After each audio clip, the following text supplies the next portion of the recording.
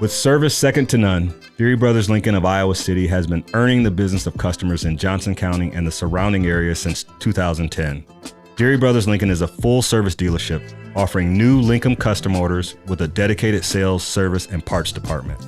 They are proud to be here for you. As a happy customer, the entire Deary staff was unbelievable to work with. They found the vehicles our family was looking for, and we will definitely be doing business with them in the future. Check out Deary Brothers Lincoln on Facebook and follow them on Twitter at Deary Bros.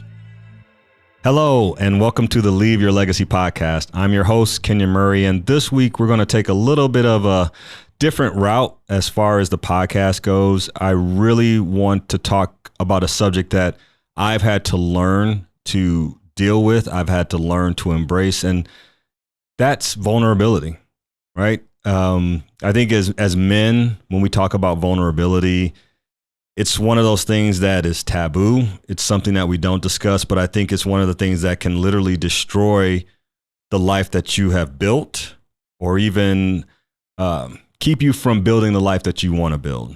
And I think, we can start with, what's the perception of vulnerability? For the most part, people look at vulnerability as a weakness. I think most people, when they talk about being vulnerable, they saying, hey, am I going to have to tell these secrets? Or maybe there's something in our past that we don't want to discuss. And when it comes to men, we just aren't vulnerable.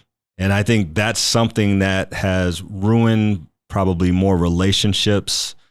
It's ruined professions because no one likes to talk about what it is. And for me, it almost ruined my marriage. And that's something that we'll talk about a little bit later. But Brene Brown is a professor at the University of Houston.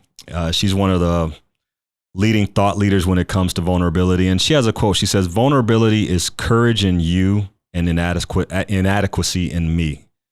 And I take that to mean this, like when you see somebody else being vulnerable, you're like, oh my gosh, that they're so brave, or I wish I could do that. But then you look at yourself and you almost close down because you think about, okay, what's wrong with me?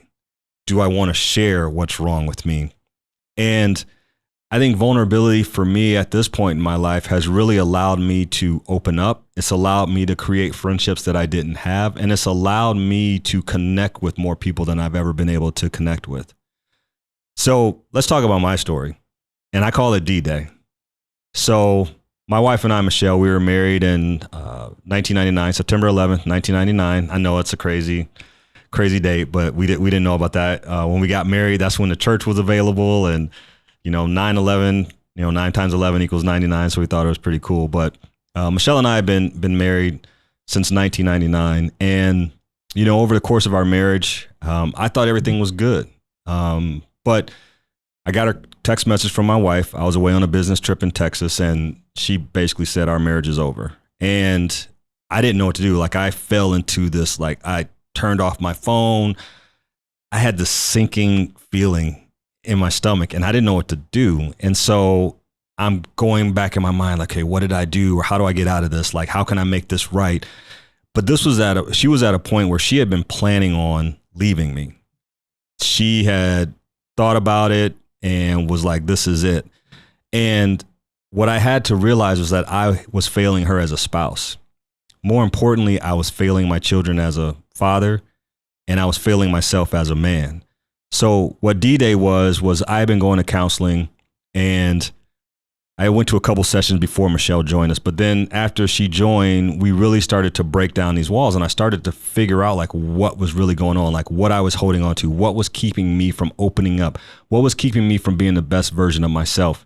And I was afraid of the work that being vulnerable was going to do, but I had to become vulnerable in order to save my marriage. So our counselor asked me, what do you want out of this life, Kenyon? And I always, I think as an athlete, you build yourself up to be one thing. And when you're done playing the sport, you really struggle with who you are. There's so many athletes that struggle with who they are after they are done competing in the sport that really has identified them for the majority of their life to that point. And when he asked me the question, what I wanted out of my life, I closed my eyes And usually when you close your eyes, you can see something. And all I saw was black. And so what that meant to me was that if I kept going down the route I was going, there was nothing but darkness that I was going to see. And so it was that day that I said, to be a better man, I had to address the things that caused us to get to this point.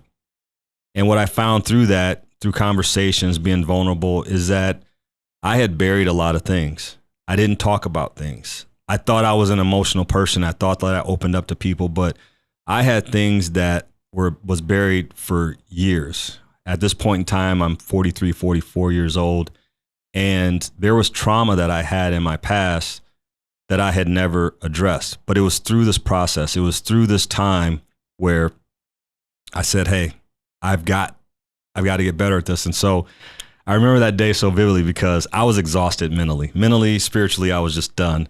I went home and took a nap. Michelle went home and then she went and got a tattoo. But her tattoo that she got was from the verse Psalm 46:10. It was, be still and know that I am God. And so she went and got a be still tattoo. For me, that was a day that I realigned my life. That was a day where I decided that in order to become the best version of myself, I had to be vulnerable. And so what I had to do is, how was I going to hold myself accountable for that? This is not a spiritual boast or anything like that, but I put God at the center of everything that I do. And off of that is where I get my moral barometer. And so for me, I joined a new church. I joined a Bible study group where I was one of the youngest members. It's very interesting to talk to gentlemen that are 60, 70 years old and get their life perspective, but they're also faith-based. They're believers. They live the gospel. And I put myself around people like that. I have a circle of trust. And in my circle of trust, those are guys that I know that it doesn't matter what I say or what I've done. I know that I can talk to them. I know that they're going to be open and honest with me. I know there's going to be times where they tell me things that I don't want to hear, but it's in those moments where you feel safe that you can be vulnerable. So to get to that point, if this is something that you feel you need to do, have to do, you have to put yourself around people that are going to be with you on the journey. Sometimes they're going to hold you up. Sometimes they're going to hold your hand. Sometimes you're going to lead them, but you have to have the right people along with you on that journey. And I think that for me, these last 5 years has been the one thing that has truly made me, one, appreciate everything that I have in my life, from my wife, Michelle, to our kids, to the great people I get to work with on this podcast. But more importantly, these last 5 years have shown me that vulnerability is a strength. Where people look at it as a weakness, I view it as a strength. I feel that when I'm vulnerable, I'm able to connect with people. I feel that when I'm vulnerable, people feel safe. People talk about the things that maybe they wouldn't talk to anybody else about. Because in the end, we have to be here for each other. And so, I've accepted that fact. I don't think I'll ever go back. I think one of the things that vulnerability has definitely done for me too is made me more emotional. I'm willing to cry. It doesn't matter where I'm at or who I'm in front of. But I think vulnerability has really opened up a path that I didn't know was there for me, a path to be able to help people, a path to be able to share experiences that may help someone else, someone that maybe is going down the same path that I did, whether it's with their marriage or their relationships, with their kids. I think that when my wife told me that our marriage was over, that was the point that my kids respected me more than anything. And I say that because I had to sit in front of my wife and all four of my kids and tell them that I screwed up. I had to tell them that Dad hasn't been the best man. He hasn't been the best husband. I think I was a pretty good father, but I knew that if I corrected the other two, I knew if I worked on myself as a man, if I worked on myself as a husband, that everything would trickle down. But I think that moment, one, showed them that life is hard, marriage is hard, and you have to have the right people around you in order to do what we call life. I also feel that it's helped lead them to relationships that are beneficial for them as well. Being a father of 3 boys, obviously you want to make sure that your boys understand the responsibility of being a man, being a husband, boyfriend, whatever it is. And then for our daughter, I want to make sure my daughter understands that she should never be treated any worse than how her dad treats her or how her brothers treat her. And so it was in that moment where I was telling them some of the darkest things. I was scared, I was crying, I was shaking. But I know in that moment was when my kids said, okay, and they got on board with me, and, they hold me accountable for things and I hold them accountable for things. And it's a very transparent and honest relationship that all of us have. And it all comes from my desire and want to be vulnerable. And so as I end the podcast, I know it's not going to be easy. And if you're listening to this, if you're watching it, it's not easy. But the one thing that you have to have are people in your life that are going to support you. For me, it was a rededication of my life to our God and Savior. It was a rededication to my wife, rededication to my marriage, and a rededication to my kids. And I know if I live this way continuously, I'll be able to touch the people that I think may need it. And, God put us all on this earth to work together. So that being said, I want to thank you for taking the time, listening to the podcast, watching the podcast. And until next time, I'm Kenyon Murray, and this is the Leave Your Legacy podcast. This podcast is sponsored by Storyline Multimedia. Storyline is an Iowa City-based media company that specializes in creating high-quality video, photo, and audio productions for local businesses.